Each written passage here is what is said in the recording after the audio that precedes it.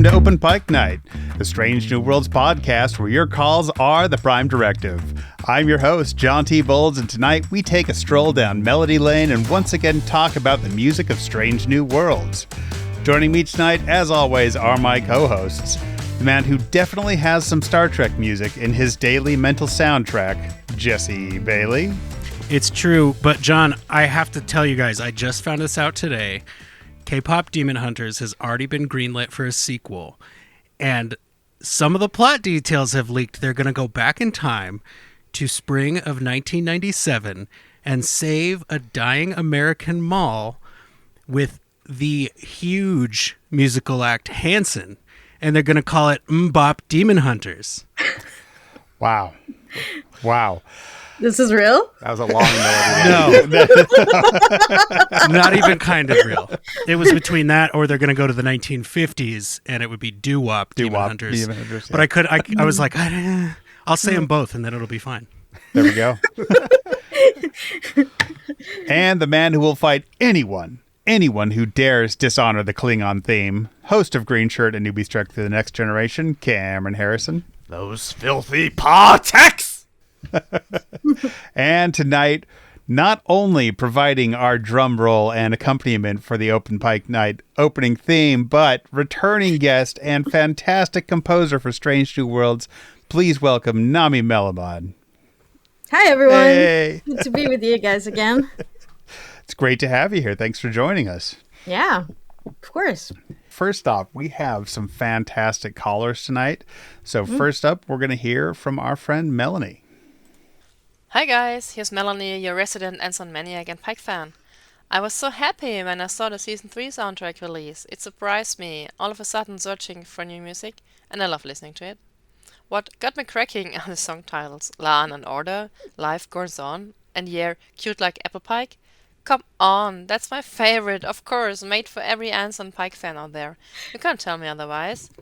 I admit I don't have a very musical ear. I can barely hold a tune, and I also admit that my main focus is heavy metal and rock music, but I also love Subspace Rhapsody, which is a different style of music. So I also listen to other stuff, just saying that. And I do love your music, Nami, even if I don't always know which score belongs to which episode. It's just great to listen to. Is Cute Like Apple Pike from where Chris and Marie are cuddling at the beginning of the season? It would fit. The scene with those two on the couch was so adorable. So, how does it work, creating a soundtrack? Do you see the footage and write the music for the scenes, or the other way around? Sorry for the silly question, but I never asked the composer anything before. Anyway, I love your music, and thanks for being here on the podcast. Take care, live long and prosper, Melanie. Wow. Thank you. This was really sweet and a very, very cool question. I'm glad you're enjoying the titles. I will say we actually work really hard on those titles. It's Julian and Giraffe. My friends are helping me with that. Julian Brown and Giraffe Morion. Adieu, I think that's her last name. And my girlfriend's also helping me with that. Noga. My assistant Shalev. We're it's really a team effort to come up with these names. And sometimes they're not approved by CBS, which is funny because I'll say that that scene where Chapel is in the lab and she's kind of being very workaholic. This is the Vulcan episode. And I wanted to name this All You Need Is Lab. Oh, nice. Such a great font. It's perfect. And then, CBS was like, no, we can't. It's, they didn't want to get sued. Similarly, You're a Little Late, I'm Already Gorn was another title that was refused. But yeah, I'm glad people are enjoying that. And then to the question about how does the score work, basically I mainly watched Locked Picture, so its picture comes first. And then music comes. With that particular scene with Pike and Batel, the theme of Pike and Batel is established in episode 1, season 1. If you go back and listen to the first scene when they're in the cabin, right before he gets the call, it's exactly, I mean, it's not exactly the same music, but it's the same thematic material.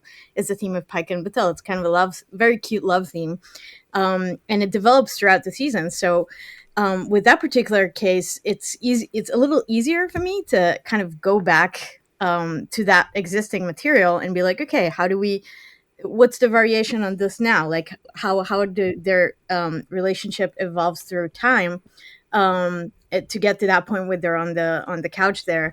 But yeah, so it's kind of really, it's very nice in television where you can take a theme and whether it's a character theme or two characters together, or like let's say there's an investigative theme, or like it could be so many things. I'm talking about scoring in general, not just Stranger Worlds, or like the bad guy theme or whatever, and then you can kind of work with it throughout the show, and develop it and change it, and there's a whole development of the character arc, that so the theme develops with the character, and basically it's very fun to play with these things.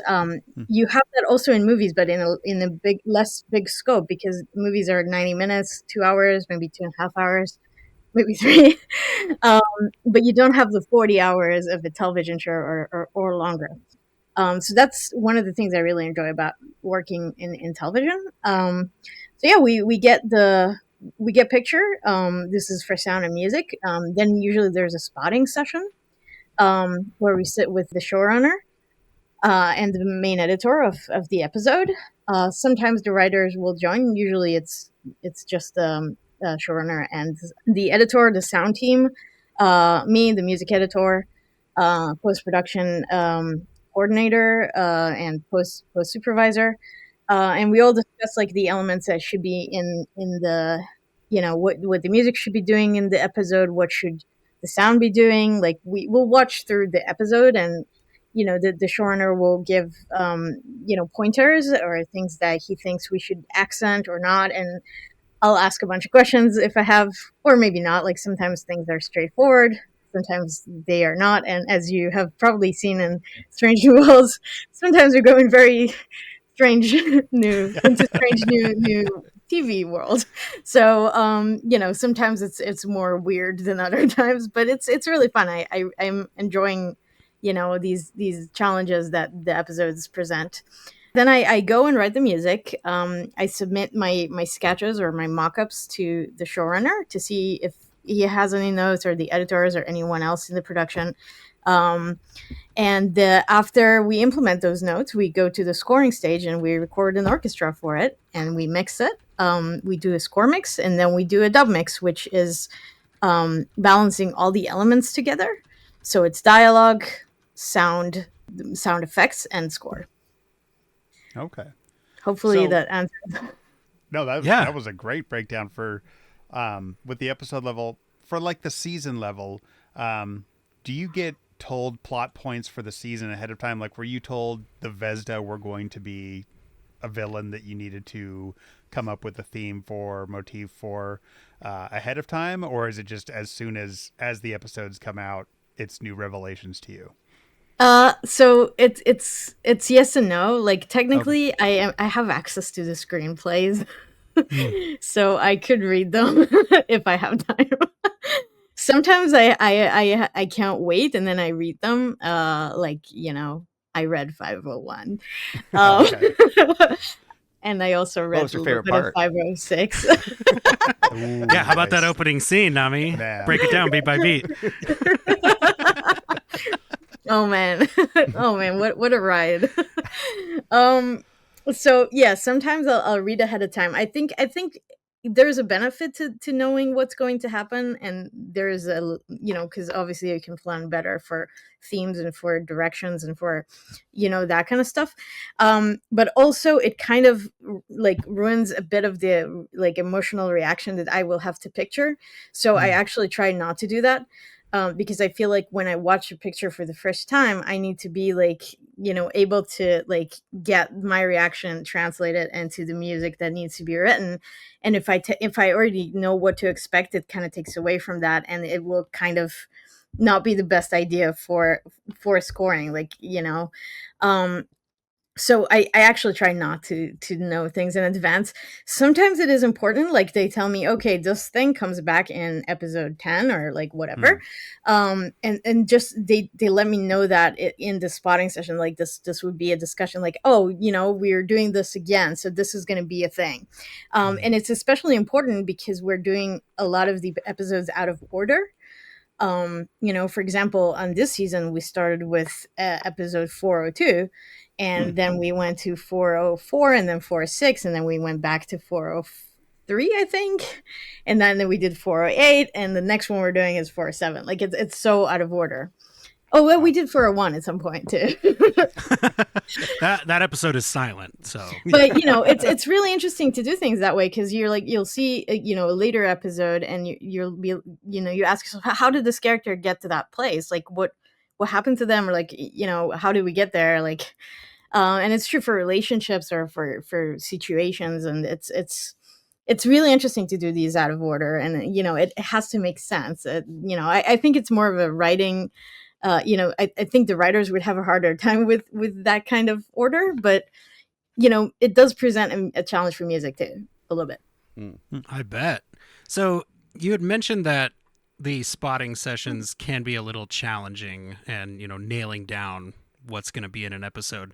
Is there an episode in season 3 that you recall as like, oh, this one definitely took the longest, or this one I just couldn't quite nail it the first time?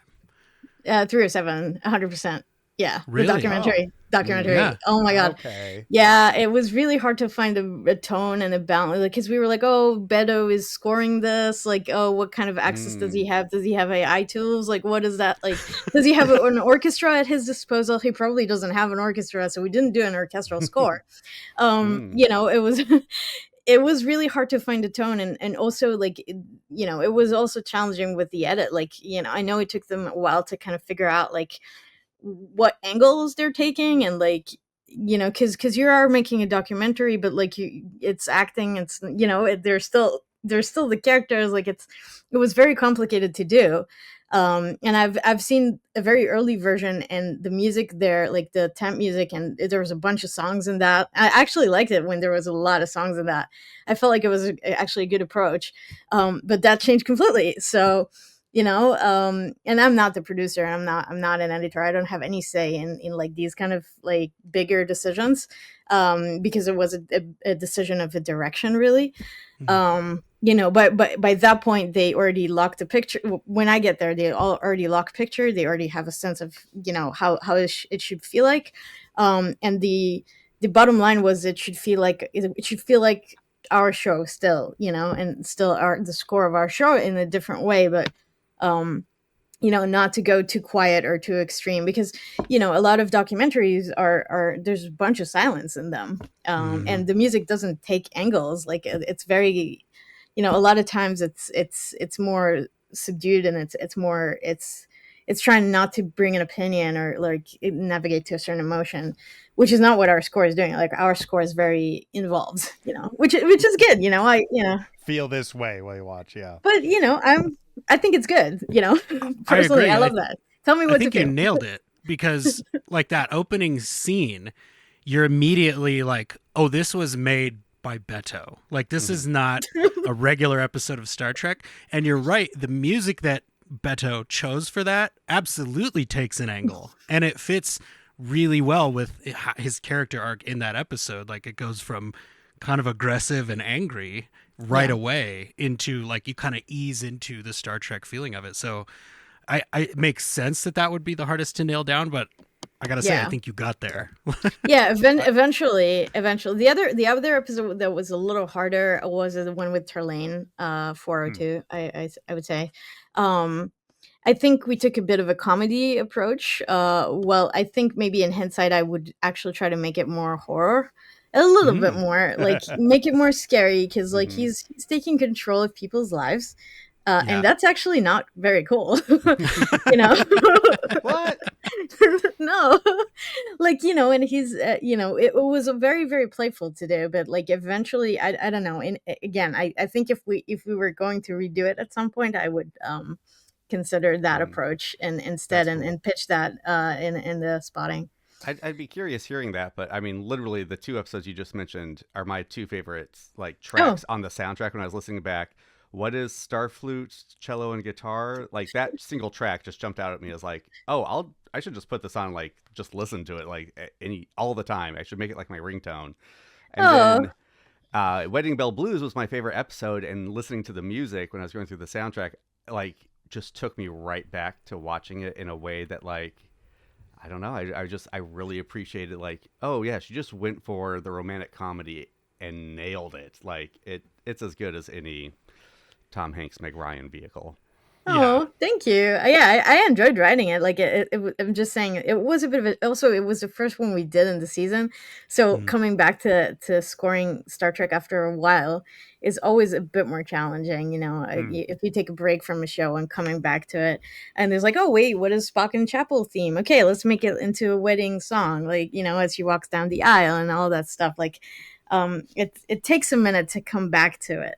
So I think that's what it was for me. Big weight there with the strike, right? Yeah, man. Yeah, exactly. There's all the strikes, and actually there's 3 strikes, right? There's the writers, directors. Oh, the directors didn't go on strike. Sorry, it was just the actors and the writers. Okay, on Wedding Bell Blues, I have to ask because we need to know. Did you pick the Wham song? No, I wish I did. No. But it was a good choice, right? Like it was brilliant. Okay, all right. Yeah, it was fun. I like it when they make these fun choices. Yeah, it's not what I expected. I did not expect that, but yeah, it was good. It was good.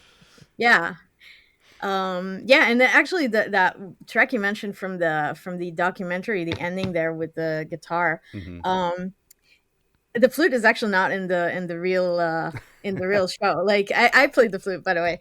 This is probably the only track that I played the flute on. Our showrunner actually wanted just the cello, so it stayed just the cello for that section. But I was like, no, on the soundtrack I want the flute. Nice. I was wondering. I was like, cool. When was this? I remember the theme, but not the exact. They muted that stem. They muted that stem at the dub, and I was like, didn't make the cut. Yeah. John does that to me all the time in the edit. It's like, oh, okay, we'll just mute that track. We call Jesse the flute of the podcast. Yeah. How long is the typical turnaround on an episode? It depends. So I would say the average is like 3 weeks. But they're kind of overlapping. So it sometimes happens that it's 10 days or like less than that. And you also have to turn things early. Like you have to turn in your review score early because they want to look at it before you go and record it. So there's also these few days of like, and then you have to, after you submit it, like, they'll send you notes and you still have to prepare all the orchestra stuff. Like, because from the moment I finished the mock-ups and everything, we still have to put the music actually on paper to go to the sheet music for the musicians. Like everything has to be orchestrated. Everything has to be like stamped out. Portal sessions need to be made. Like, all the musicians need to receive parts. You have to call the musicians too. Like there's a whole team behind creating, behind producing the score really. Have you ever gotten a really bad case of musician's block, and how did you get through it? I have that all the time. It's not great. I think deadlines are helpful because you just have no choice and I'm gonna throw whatever there is and I'll make it work. And you gotta force yourself through it. So you just try things. If I really can't come up with anything, I'll just go for a walk or listen to other music. A lot of times it'll be Mozart. Actually, I know it's very unrelated. But like it kind of gets my brain working. I don't know how, but like it does. It has this magic quality for me. But yeah, it does. I don't let it happen a lot. I had this discussion with one of my teachers at the academy back in the day, and he was like, he wakes up every day at 4 a.m. to play the piano, and he's a composer, but he'll wake up just to go through repertoire and it gives him ideas, you know, and he'll play something, you know, for piano solo, and then he'll go write like a blues, you know, jazz piece. But it kind of gets his stuff going. And he's like, we don't have the luxury of not, you know, being creative. Like, you have to, because, you know, if you can't come up with the idea, then there's not going to be a score. Like, you have to do that. So I, you know, he's like, don't give up. Like, don't, you know, you have to force yourself to do it because you have to. There's no choice. There is no other way. You know. Makes sense. Yeah.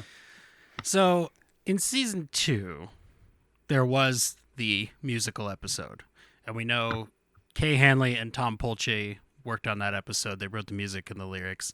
Did you get that episode off? No, I mean, kind of, like, yeah, half of it off, I guess.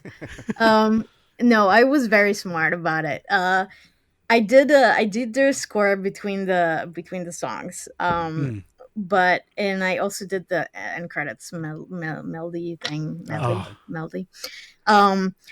But other than that, because we had less score to record, I actually used that budget to go to other episodes. Nice. So, Nice. you know, I think we used maybe half of the time. I think it was about 90 minutes for that episode.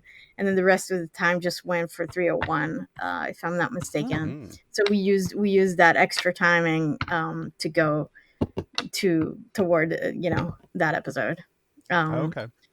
Brilliant. Oh, not 301. Sorry, maybe 210. I can't remember exactly which one it was, but it was one of the It's been big a while. ones. Yeah. Yeah, yeah. No, it was one of. I sometimes I do that because I'm like, okay, I know this. You know, for example, with the documentary, I know we don't need a full orchestra in that. Like, I can take this budget that we will have for the full orchestra and use it in a different episode. Bring percussions, for example. Like 304 had these like really cool percussion stuff. 308 also percussion stuff. Like, you know, you want to bring sometimes, or we had piano, I think, in the murder mystery one, we had piano. Like, you know, that these things are extra stuff that like we don't usually have. So, you know, if you budget it correctly, like you'll be even at the end of the season. That's really cool. Like, Yeah. we've always heard, like, the history of Star Trek production, right? Is like, okay, you're getting a bottle episode because the finale this season is effects heavy or that sort of thing. So to find out that even kind of extends into the music side of it is really cool. And thank you for being smart about that. Yeah, no, it really does. It really does happen, you know, as you're saying in VFX. I can see it like where they're like, oh, we're going to spend the budget here. And same with the song selection, by the way. Like, you know, sometimes they'll be like, oh, we really want this song. And the license will cost a fortune, but they're still like, oh, we really want this song. We're going to save using a library track on something else. You know, just for source music. I mean, like, you know, when they're like in the, you know, sitting in the bar or something, or like these kind of things, or their wedding song. That kind of stuff. Yeah, that's called source music. Yeah, last time you were here, you were talking about some of the well, not the source music, the temp music that people use, and like the tracks that get overused when people are giving temp music. I was just wondering, in the past like 3 or 4 years, if there's any other tracks that have sprung it's still up as time. It's still time. You know, it's Hans Zimmer is all over the place. Yeah. from Interstellar. Like Hans Zimmer, Man of Steel is like our editor, like our lead editor, really likes that score, and I keep seeing that. But yeah, there's you know, they sometimes they use, you know, tracks that are really inspiring. Like, oh, I didn't think of that one. Like, you know, and it's cool. But yeah, definitely, Hans Zimmer is still ruling the cards of the music. That's fair. That's fair. Did you work with Tom and Kay at all to like kind of make the musical sections sound like the score sections, or what was the interplay like there? Not really. I heard the songs before, like when they were in a rough sketch kind of scenario.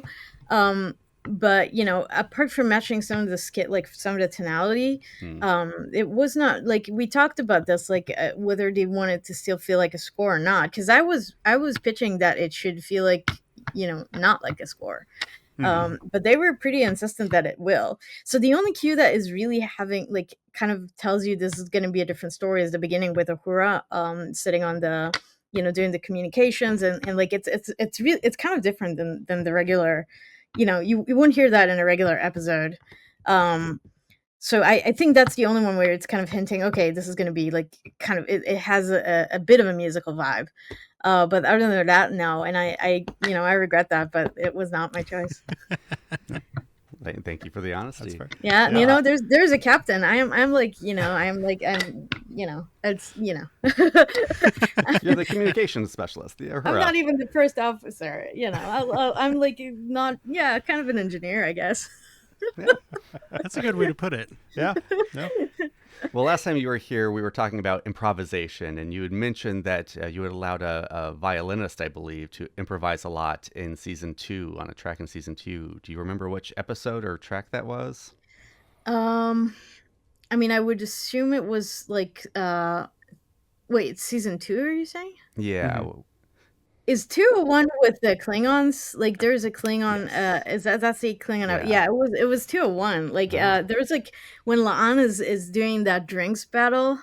There's this violin solo playing in the background. Yeah, it's like a very percussive piece, and on top of it, there's violin. And I think it was that one. I'm pretty sure. I was confused because I thought maybe you're talking about season 3, where like there were a bunch of violin lines on the murder mystery one. Okay. But it wasn't super improvised. We did have Rob improvise there. Rob is the first trumpet player. So all these kind of noiry jazz solos in that episode is improvised by Rob. Yeah, he's amazing. Wow. He plays on like all the movies, the Hollywood ball concerts. Like he's a master of trumpet. Like it's insane. Very cool. That's cool. So we just got the soundtrack for season 3 released. We're very excited about it. People in our social circles have been listening to it nonstop since it came out. But we cannot find the season 2 soundtrack. Do you know anything about that? And if you do, are you able to talk about why we can't find that? Yes. So technically, I mean, it has a bit of a technicality thing to it. If I'm not mistaken, the like production is allowed to like release one album per season or per year or something like that, and they wanted to release the musical with the songs and all of that, so we couldn't release it with the season. I think it might be doable like after we finish all of the show. Okay. To go back to it, like it's something to do with the AFM rules, like can do 2 albums per, unless there's a certain time that goes.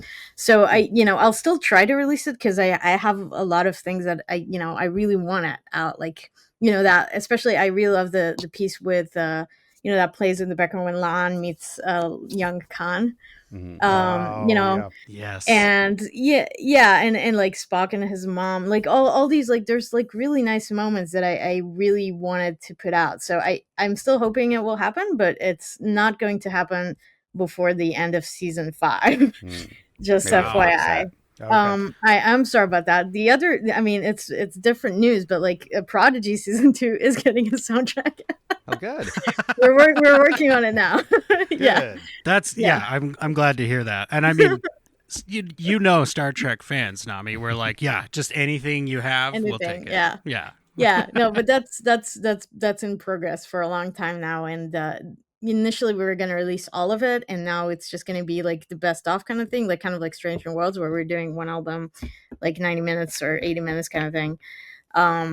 So yeah, but it's nice. I like that. Very cool. Is it important or meaningful for you to have that soundtrack released to the public as the composer? Because I got it's a very different experience experiencing the music in the show and in the soundtrack.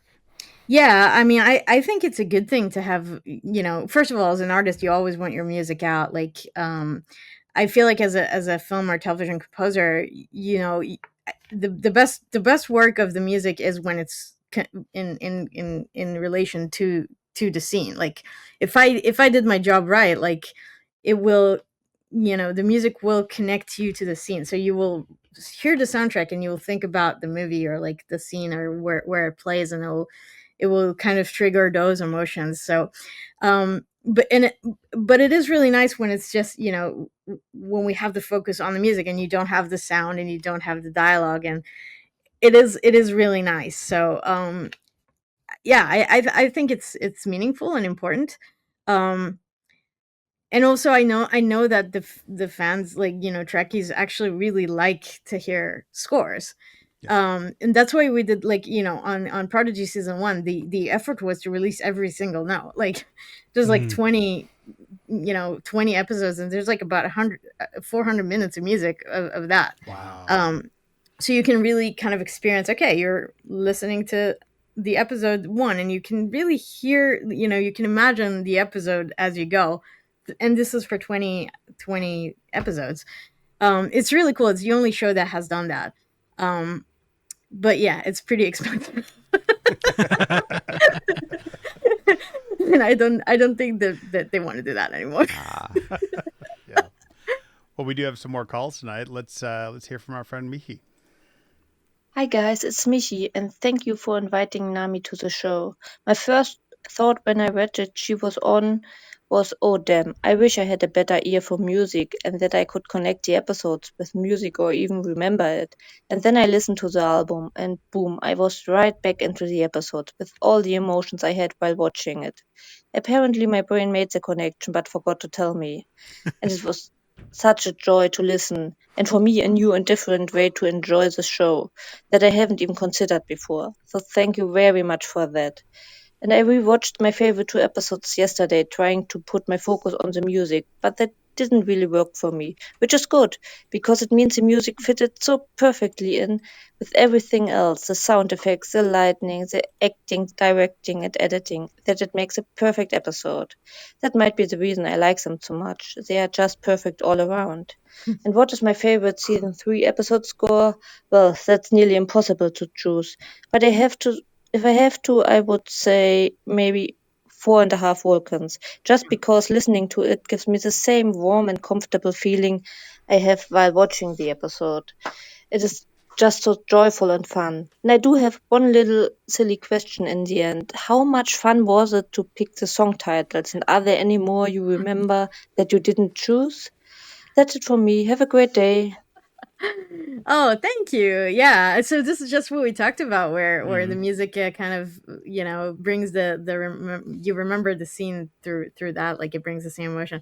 And it's hard, when you watch something and you're distracted by the music is part of it. Like you're not going to listen to the music. That's good. That means I did my job. Yeah. Uh, Actually, it's a consideration sometimes. Like, I'm like, oh, does this cue call for too much attention, or does it enter at the right place? Like, these are real considerations of, like, oh, I am too direct here, or I'm too front. Like, you'll also, a lot of times you'll want to, like, avoid that, like, certain, if the character starts a sentence, you don't want to be on top of that, like, or the frequency of their dialogue, like, if they talk very low, then you'll go a little higher, or the other way around. Like, it's so, or you'll try to do it when they breathe, like you switch the chord. Like, there's so many little things that you wanna time. So the titles we kind of talked about. I do remember a few other titles that didn't make it. If you guys want to Yeah, hear, absolutely. We love puns here. So I didn't press you earlier because I knew this question was coming. I was hoping there was more. Okay, yeah, there are more. There's a You've Born a Friend in Me, which didn't make the cut. This was episode 309 with Erica and the Goran, and I was very bummed about that. But Randy Newman wouldn't have sued again, you. they are very afraid of Disney because Disney actually sues for things like that. Yeah. Yeah. Yeah, we also had the Enterprise Strikes Back, which also got. I mean, but that makes that was, of course, it would get cut off. And there was one that, like, this was actually a Prodigy one, but it was Thrust Me, I'm an Engineer. Nice. I think you mentioned that last time. Yeah, but that got cut Man. off, obviously, for they're like, oh no, it's a kids show, you can't do kid that. show, yeah. We're talking about what? Oh, okay. Yeah. Yeah, so these were the main ones that cut out, that I remember, very, very strongly. Yeah, it's really fun to do them, though. I really enjoy it. And I already have a list for, like, the ones that I didn't bring in, because I was like, oh, I'm going to save this for the next season. So there's already a list of more puns to come. They already have named. Excellent. Yeah, I was thinking, like, oh, Disney can't copyright the phrase "something strikes back," but then I thought, like, Well, it is still a space show, and it is specifically very similar in that way. Yeah. So I could see where they're coming from with that. Also, they just have the money to make it annoying anyway, even if they would lose. Yeah. Yeah. Well, Michi also mentioned the name of an episode, 4.5 Vulcans, which was the episode when I was watching when I was like, we've got to get Nami back on, because that episode, I like the whole season must have been difficult, and we'll talk about all the genres you had to work in, but like that episode specifically alone had like 4 or 5 different genres in that episode, and I could hear it in the music, and all the music was so good and like matched each style of comedy that was happening. So I was just wondering if you could talk about working on that episode. Yeah. So this episode we did it in 2 phases, because phase 1 was to get this thing for Comic-Con. Yeah.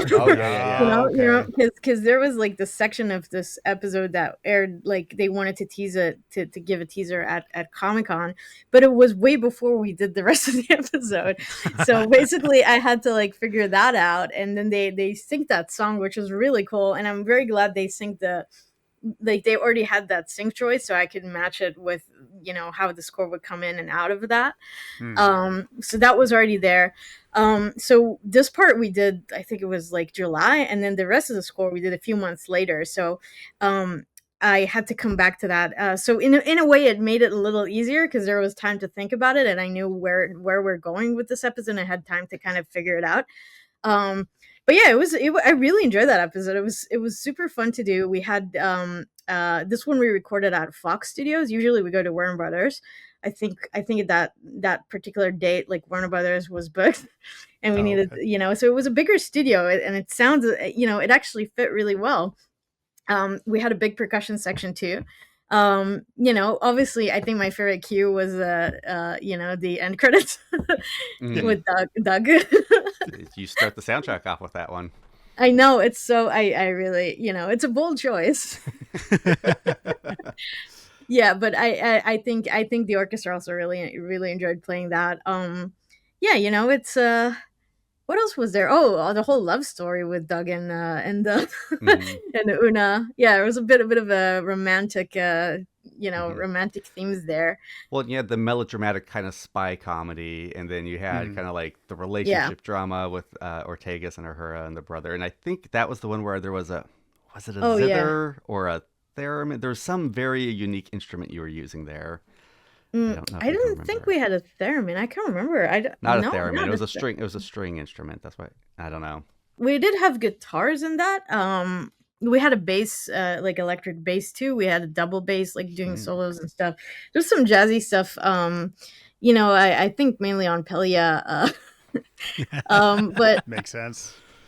Yeah, the bongos were a big feature. I don't remember exactly. Like, I'm pretty sure there was no. Maybe it was the guitars.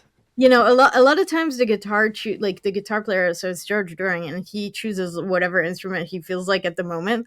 So it's not, you know, you call him as a guitar player, but he'll pick up a mandolin, or he'll pick up other kinds of, you know, instruments that are not guitar, but they're string instruments. You know, it could be electric, acoustic, classical, like that. These are the go-tos, but he's got like everything you want. Like he has all these zithers, he has like dulcimers, he has everything. So, you know, it's very possible that it was something else and I can't remember.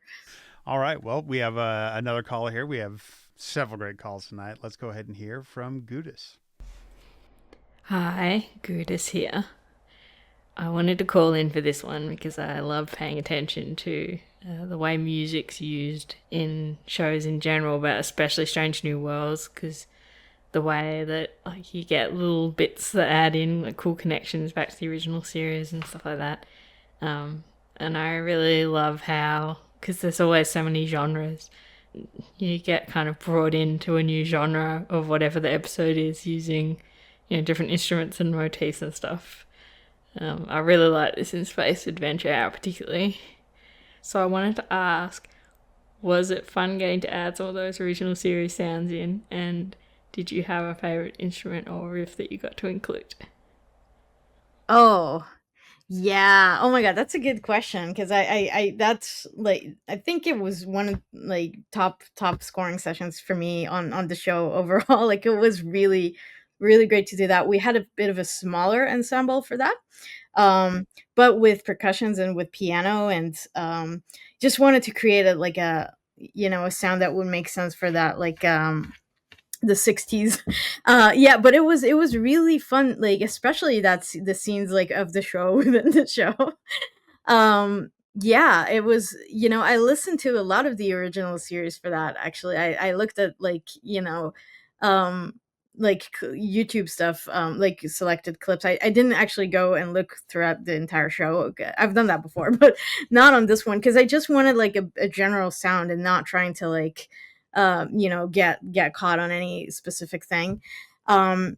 But yeah, just I had to write it's like very condensed sentences, I guess, with the music. It's very reactive to what the characters are doing, and it's a little melodramatic.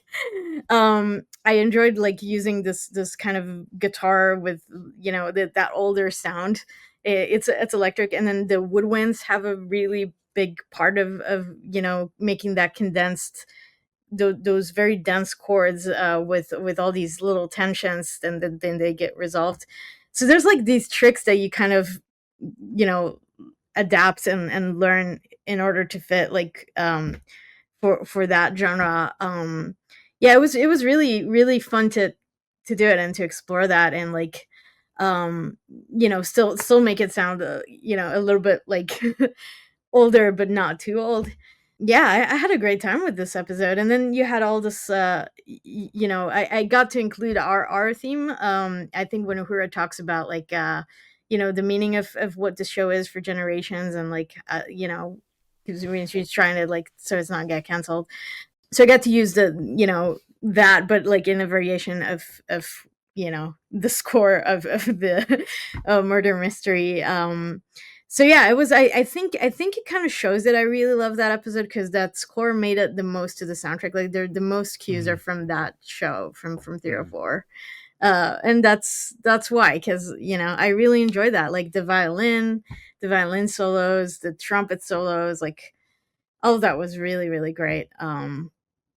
Yeah, I wish they did more of that. I would love to see more of that, that kind of style. And I think the actors had a great time too. Yeah.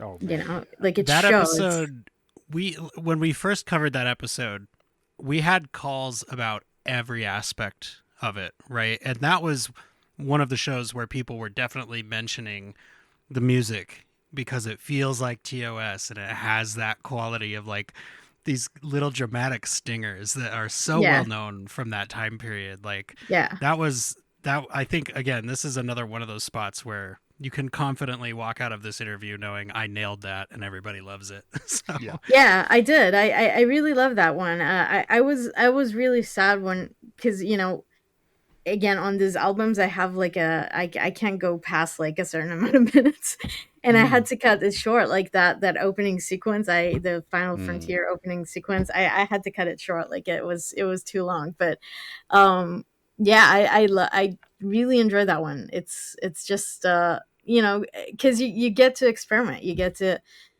it's so fun. It's so fun to do these like stingers and make it dramatic. Like I wish they'd done that again. Yeah, if the producers are listening, please do it. yeah. Please bring the Final Frontier back. Yes. Yeah, let's just do a whole spin-off of that. That should be what they do next. yeah. Here for it. That would be great. I think the actors will also be up for it. I think so. It's well written. Like all of it was really well done. Did you guys suspect Spock?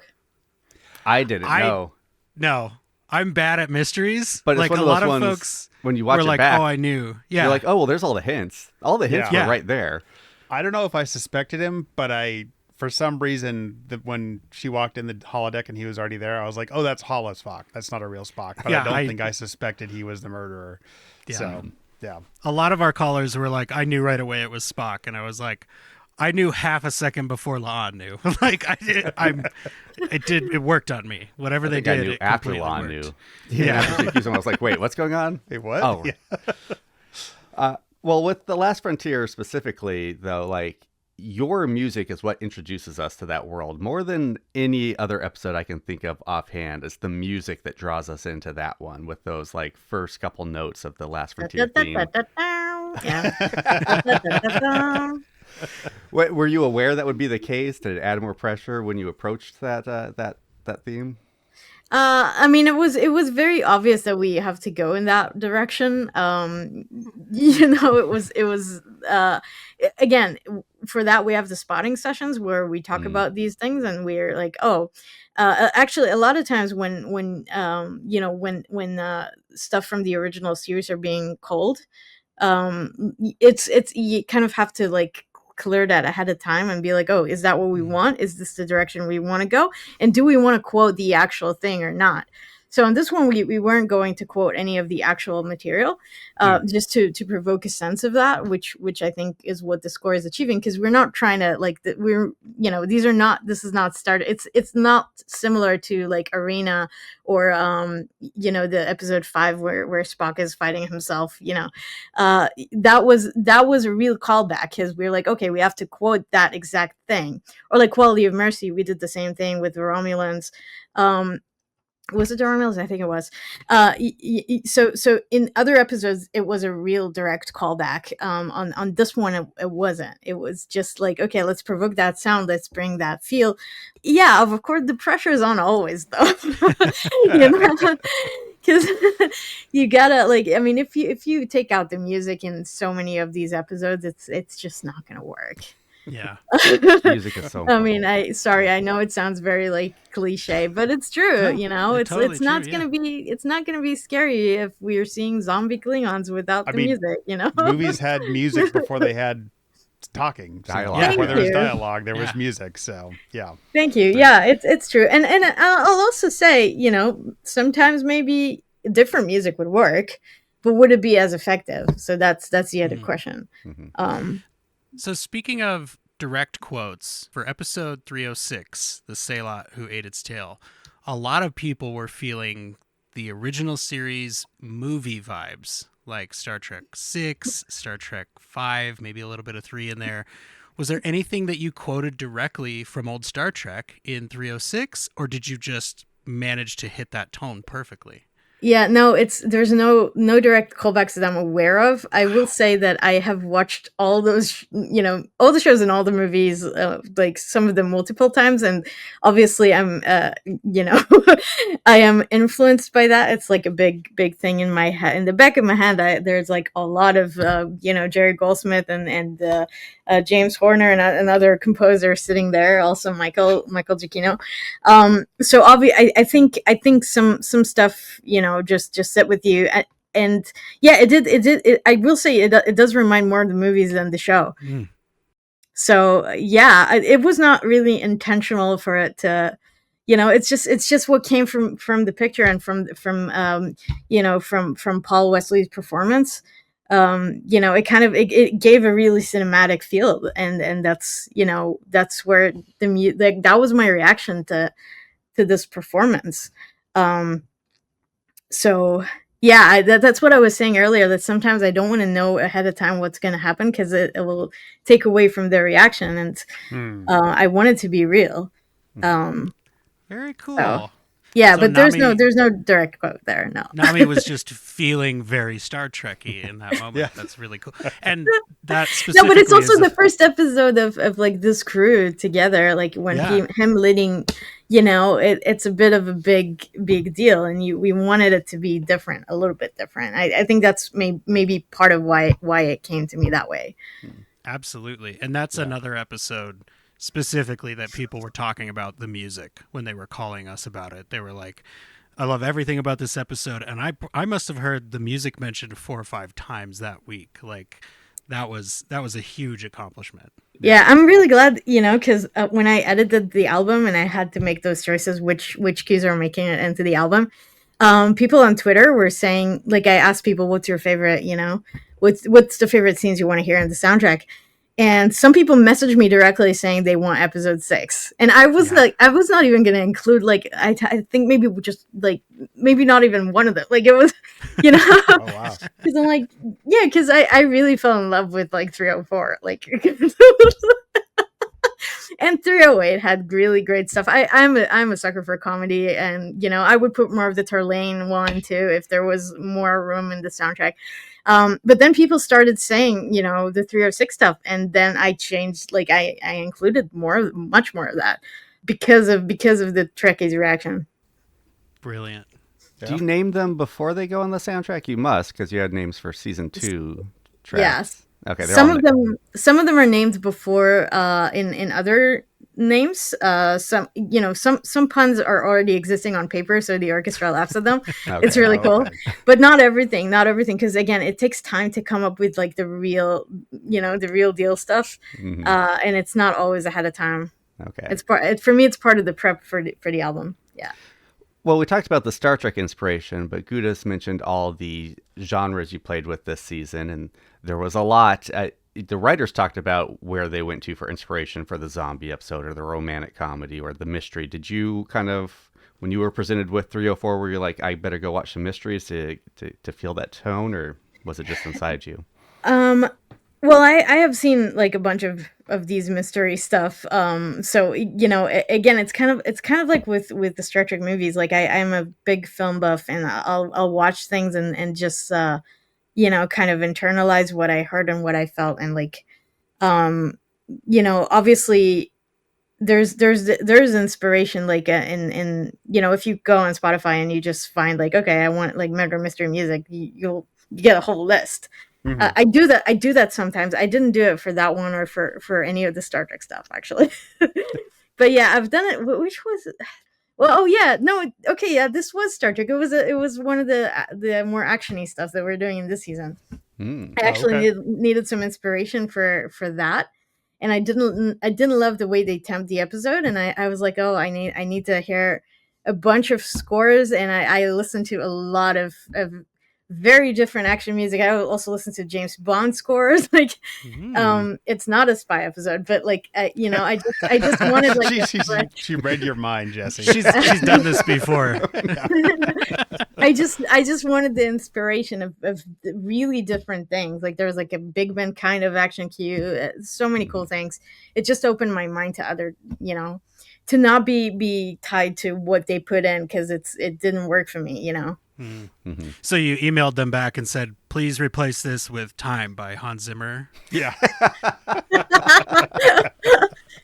I really should. You know what? I kind of want to do that trolling where on the dub stage we're going to do that. That's a good idea. Good. Maybe the next Please record the reaction. Yeah. Yes. That would be hilarious. Oh, yeah. Do you think Zimmer would let us use this? I mean, right? Why would... He won't mind. He's a Star Trek fan. He's super chill, right? Yeah. Let's go ahead and hear from another one of our super chill callers. Here is Abby. Hey, Open Pike and Nami. Nami, I want to start off by saying you are absolutely one of my favorite modern composers, and I have no doubt by the time you are done scoring Trek, you will be up there with the greats, because your music is phenomenal. Since Season 1 soundtrack dropped, the Comet Away With Me song has been my wake-up alarm every single day, and I don't regret it. You give me goosebumps when I listen to your soundtracks, so thank you for all that you do. My question is, how do you go about incorporating themes for characters or situations or different alien races or all that within your work without having them be too overpowering or obvious? And sometimes, are they giving us hints of what's to come in the story or reinforcing things that we might have seen that might be twists? I love the details and the layers in your music. Keep it up, and I hope you and yours, and for you too, Open Pike guys, all have great holidays. Oh, thank you. I mean, it's really nice to listen to these comments and the questions, because I don't often like see how people react when I don't know who is listening, and like it's really nice to know that people are really having, it's meaningful for them too. So thank you. Yeah, I that's actually one of my favorite tracks as well from season 1. Yeah, so with themes and motifs, yes and no. Like sometimes you get to do that more than other times. With certain characters, you get to do that more. You get to hint or not hint. I would say some of our characters have more, it's things that I could establish in season 1 already and kind of go with that, like Uhura, and some of them are Spock. There's Spock and T'Pring, and there's just Spock, and then there's Spock and Chapel. Like there's all these love scenes, or Lan and I think when it was episode 2 or 3 when Lan and the other James Kirk from the other timeline. So like these recurring things, again, when I know it's coming, I'll kind of create something for it and do it, and then I'll reuse it maybe. It happened to me now on this season where I'm like, oh, okay, luckily I did something in season 3 that I could, this is where it's going. Yay! I had no idea. So yeah, it happens. It's really nice, like when your theme is versatile enough and you can kind of twist it and use it. And I feel like that's part of how you found a good piece of material, is if it's easy to use it as like a structural thing for another thing. Like, for example, I have a melody, da da da da da da da, so I can just maybe take the first few notes and kind of create like a texture from that, or rhythm, or da da da da da da da da da da da, or like if I can change it or do variations on it and in many different ways. Like, it could be a comedy, it could be romantic, it could be scary, then I know that like this is good material. And if it doesn't pass that test, then it's probably not. So yeah, that's kind of how I try. It's kind of more logical than emotional, I guess. I don't know if it's exciting or boring. Like, to me, it's less exciting because it's like it's very analytical. It's like Spock, you're very it's logical. It's all of it has to be. It's very logical. It's like the math part of music. Well, like you said earlier, you have to do it. You have to write. Yeah. You have to like. It is a job that you have to do. Yeah. If I had to choose a character, I'm feeling most like that's me, I would say is Spock. Okay. Mm-hmm. It's interesting too, just because it's like you're kind of writing parallel characterization for everyone in the show for the entire run of the show. Mm-hmm. And you get to rely on what you've already written in the same way that the screenwriters do. Like, mm-hmm. They're going, oh, well, we know Spock acts this way, so we'll have this, and it'll either be surprising or it will be, within line what he already does. And you're doing the same thing, but musically. Like, oh, this is the Spock theme. So if Spock is in a funny situation, we play the theme in a kind of a funny way. Like, it's really cool, Nami. Like, yeah, no, it very makes good sense. Insight.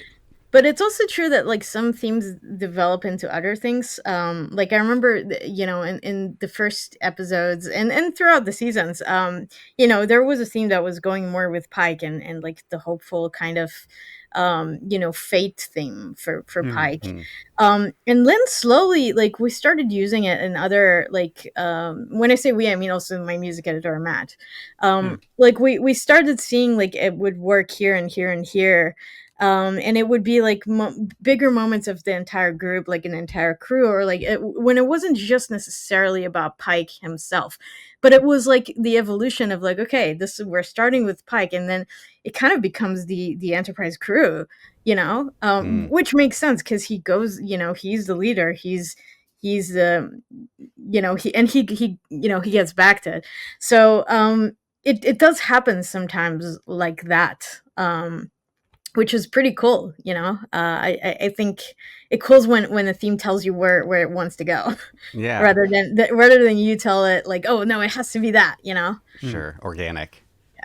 Also, Abby asked about like, do you ever kind of put hints in the music? And I'm trying to think of like some twists from the season 3, but maybe like, is there anything musically that tells us what the Reavers in 306 wound up being, that they were going to end up being human? Or are there any hints in Erica and the Gorn's music early on that tells us where they're going? Or maybe with Trelane or Q, did you put any Trelane or Q hints in the music?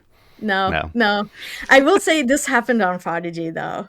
This happened on Prodigy because in episode 1, you have the Diviner, and I knew that like at some point down the line in like season 2, we're gonna be getting more of a background of him and like why he's doing what he's doing. And it's kind of a religious mission for him, and it's like, he's not doing it out of pure evil and stuff.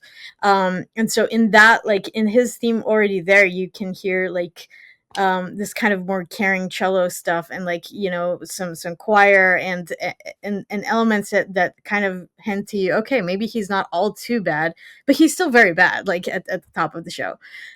And that was a hint, and that hint goes throughout the entire show. And that there's a whole history of the planet where he's coming from, the culture that he's coming from, and the solemn culture and the aliens, like they're all of that music actually was derived later from what I did in that episode.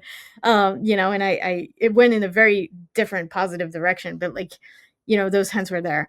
So it does happen. It's just I wouldn't say any of the examples of the Strange World. I was grasping. No cue music, no cue cues. No cue cues. No cue cues yet. No. No, I'm really hoping they'll bring a Q, the real Q, like Why not? Yeah. And I think it might be too early for him, like in the timeline. No. Time What's is too time linear. to a cue? Yeah. Exactly. So Sure. I do have a question here, but I have to bring this up, and I think John and Cameron will agree with me. Guys, Nami can pick out moments from episodes from any season quicker and more accurately than any of the actors or writers that we've spoken to, right? Like, Oh yeah. say 306, she knows the episode. Yep.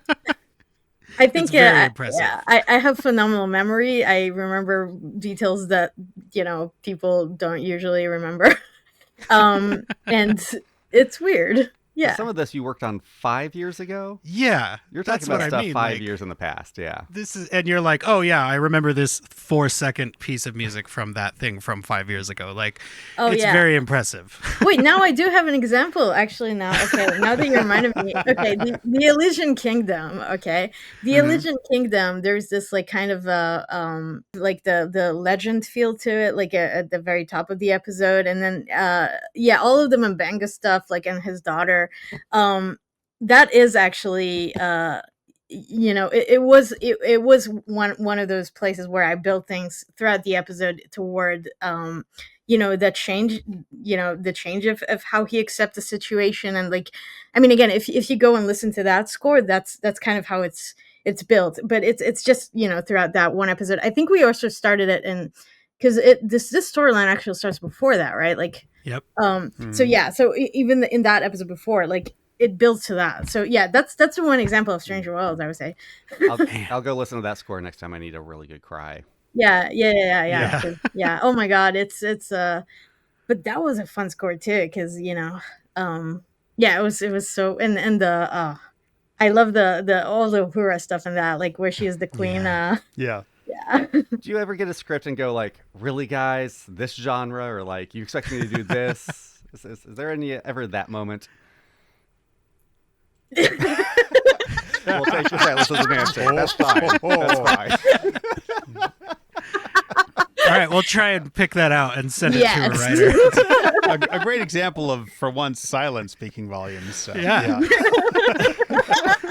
Well, John, movies were silent before they had music. Exactly. No, but again, I will say the challenging episode was 307. That was the challenging one. For all the good reasons. That was a challenging episode for a big portion of the audience as well. Yeah. So that it totally lines up. But is that the first time you wrote music that would exist in the Star Trek universe? Music that is canon to Star Trek. Mm-hmm. And did that affect how you approached it? Music that Captain Pike has listened to, technically. Right. Yeah. I don't think it was the first time, though. Oh, and I'm thinking, I mean, The Last Frontier, did that music actually occur in the universe? That's a question. I know, maybe it did. I hope it did. Or the when Chapel and Spock go down the island, I'm pretty sure that he was there. Good call. See? Yeah. They're catch. no, Yeah. or when Spock and Lan are practicing their dance, there's this little cue that we recorded actually. It's this little dance, and they have listened to that music. So yeah, I mean, it wouldn't be the first time. No. Okay. Very cool.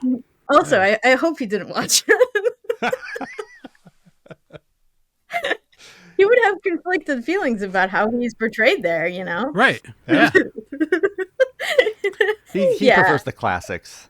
No, again, it was a fun scoring session to do, and I don't want to make it sound bad, but like, it was one where I was like, I wonder how the audience will react. There's actually a few of those where I'm like, I love this episode. I wonder if people are going to feel the same, or the other way around. And sometimes I feel that my view of an episode changes after I see how people feel about it. And sometimes they point out things I didn't think about, and I'm like, oh, that's a good point, I think that's the strength of 307 is it's designed to kind of be enjoyed after discussion. Yeah. But yeah, similarly, I mean, I think the best episode I've seen was 309. I don't know that people have like felt the same, and to me, personally, I find it as the best episode of the season. Yes. And maybe of the show entirely. All the correct people have felt the same way. Yeah. Yes. Well, speaking of, that might be a good transition to our next caller. Yeah. Here's a call from Charlotte. Here we go. Charlotte here from Nottingham, UK, and I am a merry man because I love this soundtrack. Thank you, Nami, for all that you do.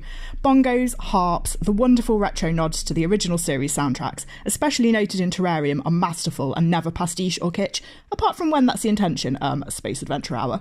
There's a perfect balance of nostalgia and contemporary relevance, which I think defines the flavour of Strange New Worlds, and the leaps between playfulness, drama, tension and heartbreak, no Gorn Tagus, enhances everything on screen. It's just so good. Thank you so much.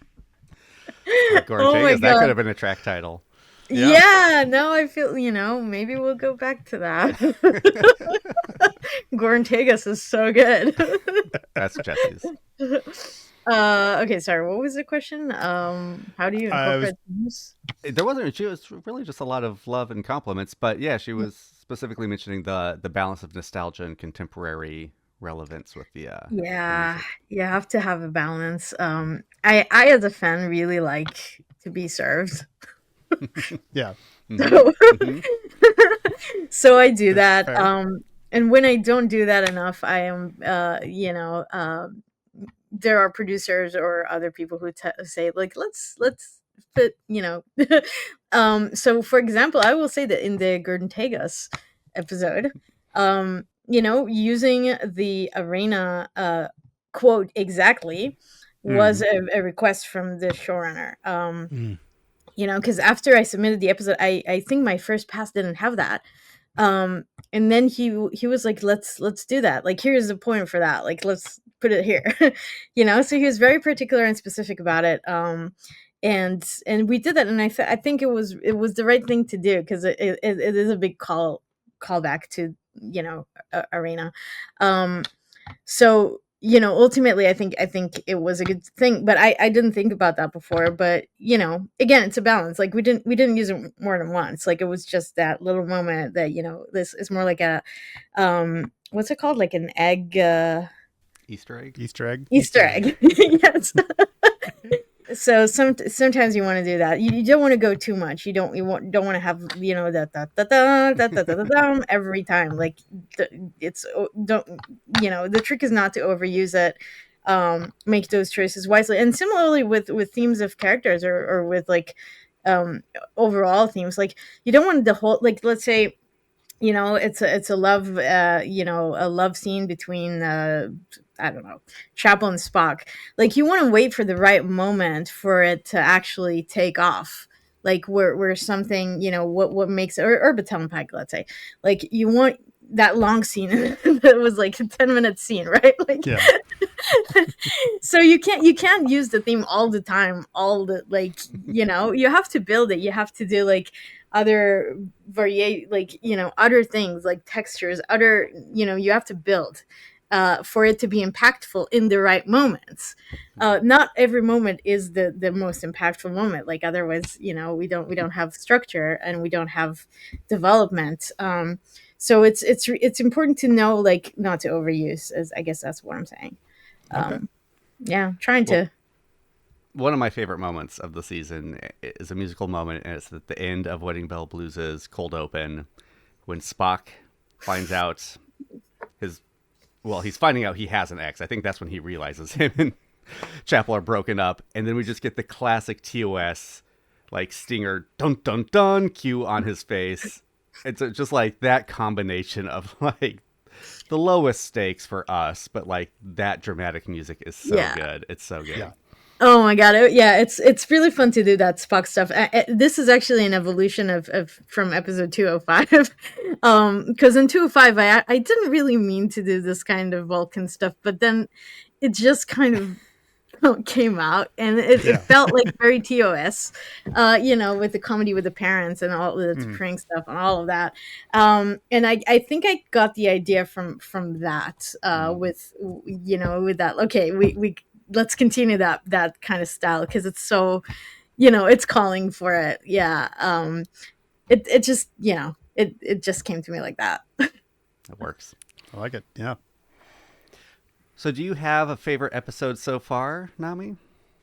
I would say 309 Terrarium is my favorite. From this season, it's really hard to pick. I've done 6 episodes so far of season 4, and I know I said this about season 3, that is my favorite season, but like I take that back. Season 4 is my favorite season. Season 4 is my favorite season. How do you score puppets, Nami? I have not scored the puppets yet. Oh, okay. Yeah, that is. I'm not sure if it's the one that we're doing at the right after Christmas or first session of the year. Not sure, but I haven't seen that episode yet. Like, it's. You've just seen what we've seen. Not to yeah. I saw. I read this. Oh wait, no, I saw an early cut. Yeah, but it was really early. No, okay, so that was one where they were like, "Oh, we don't know what music to put in. Like, can you give us like ideas or options of what will work there?" So I watched an early cut to kind of help guide the editing in the right direction in terms of music. But that was the reason I saw it, and it was a very early cut. So it's like a lot of times that those early cuts are really long, and then they're condensed with as the time passes. There's usually about 3 or 4 cuts until the locked picture. Okay. Is there, when they said puppets, was there any part of you that went, okay, it has to have this instrument, or are you just like, okay, I'll keep that in mind for when I see it? Yeah. But we haven't discussed it yet, so I can't really. I don't know if I should talk about this. No. That's fair. We don't want anybody to get in trouble. Well, we don't know if that's going to be approved. So yeah. You guys don't know the storyline. I mean, it's great, but I can't. I'm worried that if I start talking about it and I'll give you my reasoning for the instruments and everything, then that would create like a whole NDA issue. That's fair. Yep. All right, guys, turn the recording off. Let's do this. So, thinking back to when you first got the job for Strange New Worlds and your expectations of the show when you first got hired, what has been the biggest surprise? Like, as the show has evolved and time has passed, what has been the biggest surprise for you? The episode that we're doing now. Oh yeah. Which is not. It's not the puppets. It's not even the puppet one. I know. Wow. Oh. No. Well, after this show comes out, we will have to talk about this episode. Absolutely. We got some build up here. We got some. That is the biggest surprise I've ever like. But it's. I'm gonna let you finish. This is the best. This is it may go down. It may go down as the best episode, and for all the wrong reasons. Wow, who knew they did the porno episode? Huh? Yeah. Again, Time by Hans Zimmer. That's the only way to just play it really quickly. Yeah. Well, I do want to, like, musically, what is expected of you as a musician? What was the biggest surprise? I think the biggest surprise, I mean, I don't know if it's a surprise though. But like, after I feel like after a few episodes, things started to get very loose, more loose than I expected it to be. But I also don't know if it's a surprise because, at some point you gain the trust of the producers and they're like, oh, we know you're going to do a great job. Here's an orchestra, here's a budget, go, And like, sometimes they'll be like, okay, yeah, let's, you go in and do what you think, and if we need to scale back, we will tell you to scale back, but do what you think. And this is almost always like the answer is like, so there's a lot of creative freedom, which sometimes production companies don't give you that much because they're like, oh, they're married to the temp, or they're married to like how it should feel or how it should look or how it what sells or what worked before or what the audience expects. And sometimes it's harder to move things to be like, oh, let's push it to another direction. Let's push the boundary a little bit. And so in a way, sometimes it is still surprising to me that they're going for my ideas. There's one particular idea in this season where, I'm really glad they went for it because I think it elevates the episode really, really well. It's not our traditional orchestration at all. You'll hear it. And I'm really glad they went for that. So it's not obvious that producers will agree to that. So I am very thankful for that.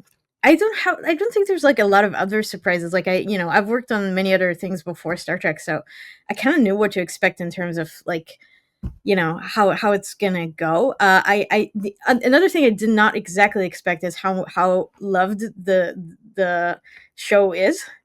And it's a great surprise. Like because when you start out on something, you don't I didn't expect hearing all these like nice comments now from these ladies. It's really cool.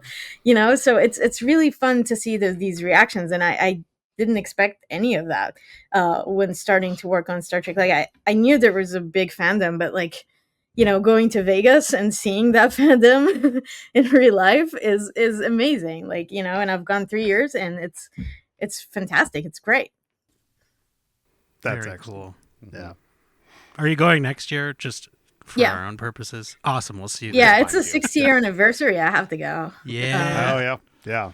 It's going to be a big year. Scott Bakula's going to be back. He already said. Yeah. Oh, really? Oh, that's so cool. Wow. I'm really hoping they'll do a show with him. Like, I hear some talks about that. Like, so hopefully. Yeah. Sounds like they're pushing for it. Yeah. Oh, and now there's a chance, Paramount is changing directions. So who knows? Yeah. That is the nicest anybody has put that so far. It's an optimistic view, I know, but like, I'm hopeful for year one and all that stuff. So we'll see. But what can you take from Star Trek if not optimism, right? Like that's what it's all about. Yeah. Totally that's what I'm wishing for. I'm really convinced that we are living in a Star Trek universe. We just don't know it yet. Yeah. I'm pretty sure there are like, other entities that look at us and are like, oh, we can't interfere with their development, And they have a long way to go. Yeah, let's just observe, and then sometimes there's these accidents that are really, oh, we got like they saw us, and we have to remedy that and fix that and erase the memory of the whole planet, or little Picardian. Oh, what for Prime Directive? I don't know. Yeah. But yeah, I'm not religious, but like if there's mention in the Bible of electric lights in the sky, and it's not about lighting. So what is that? Like I don't know. Who knows? It's a big universe. Yep. Maybe. Yeah, those pyramids. It's too complex. I feel we need to bring you on for a whole episode about this now, though. Yeah. I'm holding back things I want to say because I'm like, well, that's a whole 30-minute conversation right there. I know. Sorry, I think it started for me after I listened. There's a Joe Rogan episode with Bob Lazar, and after that, I was like, oh my god, he makes a lot of sense. So just saying. The last time you were here, we asked for a one-word tease for season 2, I believe. Mm-hmm. So you gave us Strange New Feelings, which turned out to be one of the track titles. What if you have a one-word tease for season 4 that won't spoil anything, doesn't have to be a track title? Do you have something to tease for folks for the season coming up? Other than what you've already said. Yeah. Wow. Oh, this is a really difficult question. I'll have to think about this for a second because, I mean, I could look up the track titles one sec. I think that's literally what you did last time. It made us so happy. Okay. Ooh, I don't want to give spoilers. No. I think so many of them are they're really good titles, but they would all Yeah. I'm just hoping there's a track title eventually called Open Pike Night. I mean, come on. I mean, yeah, we'd be okay He with does that, stand yeah. up, like, yeah, it would. Yeah. She's got one that says the one where La'an dies, and she's like, well, I can't give him that one.